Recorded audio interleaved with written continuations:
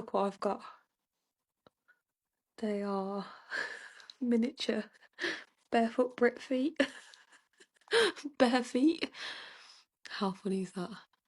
I feel like Viva Barefoot have trumped you because how cute is that? They sent me these in like the biggest box imaginable.